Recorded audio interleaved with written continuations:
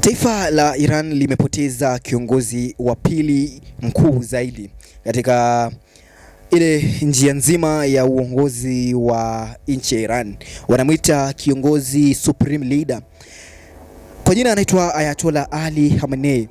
Ayatollah Ali Khamenei alikuwa ni kiongozi Ayatollah wa pili wa nchi ya Iran. Ikumbuke kwamba ni Ayatollah ambaye amekaa mamlakani kwa muda wa miaka mingi sana. Ni Ayatollah ambaye pindi alipokuwa katika uongozi wake mpaka kufa kwake tarehe 28 mwezi wa Februari mwaka huu wa 2026, ni Ayatollah ambaye amekuwa akitawala kwa kile ambacho watu wanaita utawala wa mabavu. Wengine wanamsifu, wengine wamemkashifu, lakini sasa taifa la Iran liko katika kipindi cha siku 40 za maombolezo baada ya Ayatollah huyu kufariki katika mashambulio ya Israeli na Amerika, ambayo ni mashambulio ya makubwa sana ambayo yamefanyika katika nchi ya Iran. Ningependa tuangalie maisha ya Ayatollah, hata kutoka udogo wake mpaka alipopata mamlaka ya kuingia katika siasa na hata kuwa Ayatollah. Sasa Ayatollah huyu alizaliwa kama Said Ali Hussein Khamenei. Alizaliwa mwaka wa 1939 Aprili tarehe 19 katika mji mtakatifu wa Mashdad huko Iran. Alikuwa ni kijana wa pili, mtoto wa pili wa familia ya watoto wanane, na alikuwa ametoka katika familia ya kitakatifu, familia ambayo ilikuwa inafuata dini sana, kwani ilikuwa ni familia ya Azerbaijan na ilikuwa na mizizi ya Azerbaijan na pia mizizi ya Persian. Alisomea masomo ya kidini tokea akiwa katika miaka midogo ya miaka 4. Alafu pia aliweza kuingia katika seminari huko Mashhad, na pia aliweza kufika upande wa Iraq katika masomo haya ya seminari ya Najaf, na pia aliweza kusoma Qom. Ikumbuka kwamba ni huku Qom ambapo alikuwa mwanafunzi wa Ayatollah Ruhollah. Ayatollah Ruhollah, ikumbuka kwamba huyu ndio Ayatollah wa kwanza, kiongozi mtakatifu wa kwanza wa nchi ya Iran. Ayatollah, urafiki wake Ayatollah Ali na Ayatollah wa kwanza Ayatollah Ruhollah ni urafiki ambao ulifanya wafanye kazi pamoja, hasa katika zile kazi ama shughuli za ukombozi, shughuli za wanaharakati, activism against the Shah government. Kumbuka basi, kabla Ayatollah wa kwanza ingia mamlakani kulikuwa na serikali ya Shah, lakini Ayatollah Ali wakati huu akiwa jina la Ali tu alianza shughuli zake za wanaharakati kuanzia miaka ya 1963, ambapo alikuwa katika mstari wa mbele dhidi ya wanafalme wa Pahlavi kama sijakosea, ambao huu ndio ulikuwa ufalme wa Shah. Na katika pilika zake za wanaharakati zilifanya paka Ali ambaye ni Ayatollah wetu wa pili aweze aliweza kukamatwa, na alikuwa anapelekwa sana, anafukuzwa kutoka nchi Iran, anaenda katika nchi zingine kwa sababu alikuwa ni kama hatakikani katika nchi ya Iran.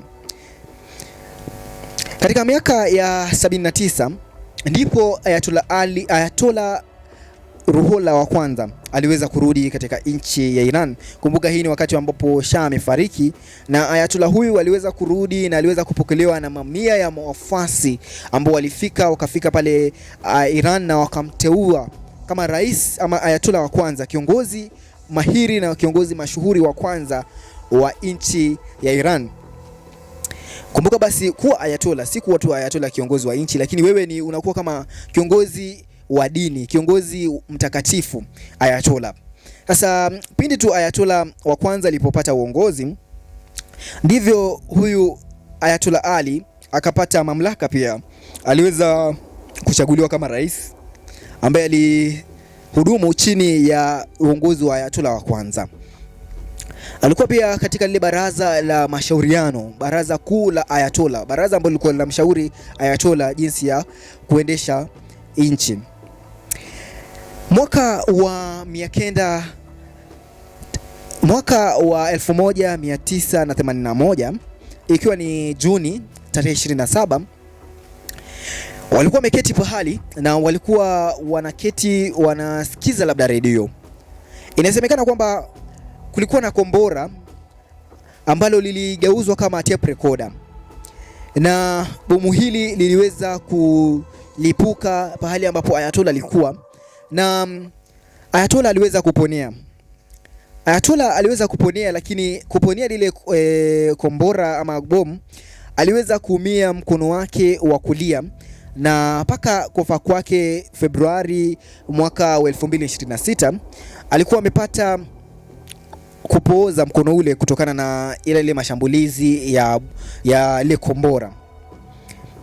Ayatollah aliweza kuwa rais wa kwanza wa Iran kuanzia mwaka wa 1981 na aliweza kuhudumu kwa mihula miwili hadi mwaka wa 1988.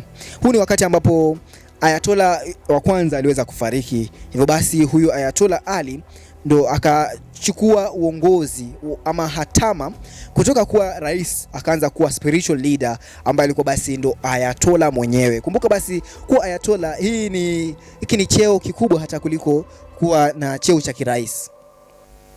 Sasa katika urais wake huyu Ayatollah aliweza kushuhudia vita.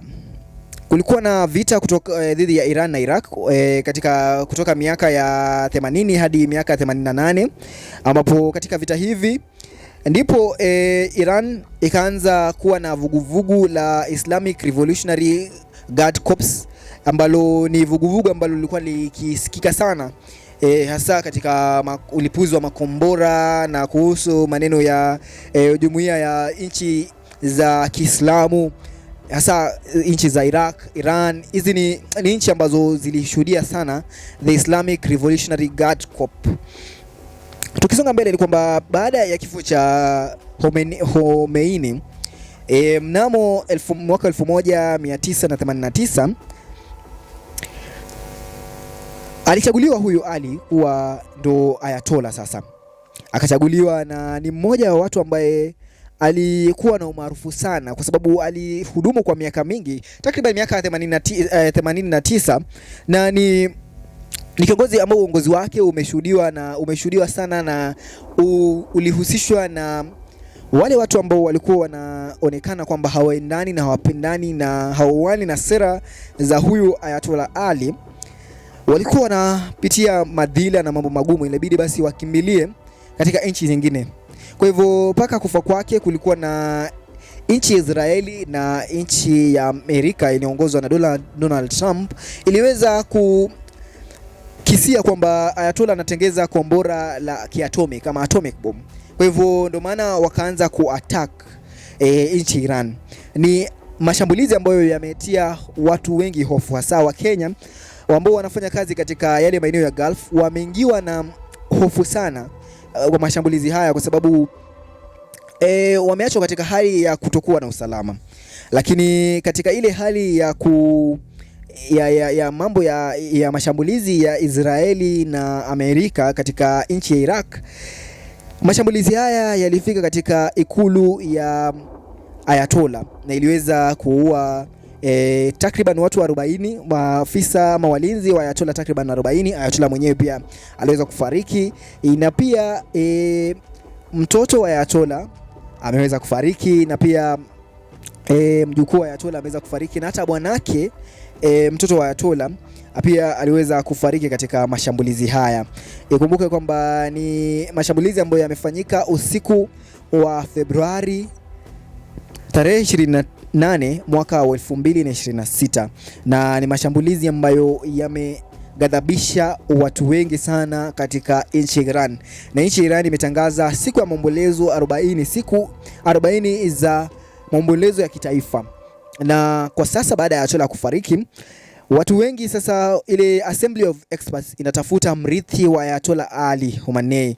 Kwa hivyo wale watu ambao wanakisiwa kwamba watachukua hatima hii, ni mmoja wao ni Mojtaba Khamenei, ambaye anaitwa Mojtaba Khamenei, ambaye ni mmoja wapo wa watoto wa Khamenei, Ayatollah Ali Khamenei, na anakisiwa kwamba ataweza kumrithi babake kama kiongozi. Kifo cha Ayatollah ni huenda kwamba ikikuwa ni ukurasa mpya wa nchi ya Iraq, ama mwendelezo wa kurasa ya madhila, ukurasa wa vita katika nchi za Iran, Iraq na nchi za magharibi. Ni kifo ambacho kimegadhabisha wengi, na hata wale mamia ama maelfu ya mamilioni ya wakazi wa Iran wamejitokeza kumwomboleza Ayatollah kama kiongozi wao wa kidini. Kumbuka basi, Ayatollah si kiongozi tu kama kiongozi mwingine wa nchi, ni kiongozi wa kidini, ni kiongozi ambaye anaaminika kwamba ana nguvu za kimungu, ana nguvu za kimungu ambazo zinafanya watu wengi wa mlaki na watu wengi wa mheshimu. Lakini kifo cha Ayatollah, kuna wengine ambao wamesherehekea kifo hichi. Naongelea kuhusu raia wa Iran ambao wako katika maeneo ya California, maeneo mengine ya UK, maeneo mengine tu wamesherehekea, kwa sababu inaaminika kwamba mamia ya watu ambao walikimbia kutoka Iran wakaenda katika nchi zingine kutafuta makazi, walikimbia kwa sababu Ayatollah alikuwa anaendesha a totalitarian regime. Ni mamlaka ya kiimla, mamlaka ya kidikteta. Ndio maana watu wengi walitoroka Iran wakaenda katika mataifa hayo mengine. Nani hata kabla ya Ayatollah kuweza kuuliwa na mashambulizi haya, wakazi hao walikuwa wamejitokeza awali kusherehekea kwamba Israeli na Amerika wanashambulia Iran. Ilikuwa ni jambo ambalo liliwaletea furaha tele. Kwa hivyo ni masikitiko kwa wakazi wa Iran, lakini bado pia ni masherekeo kwa baadhi ya wakazi kutoka Iran, wakimbizi kutoka Iran ambao wanahisi kwamba shambulizi hili ni shambulizo la haki na Ayatollah amepata haki. Lakini kwa upande wengine wakazi wa Iran ni ghadhabu tele.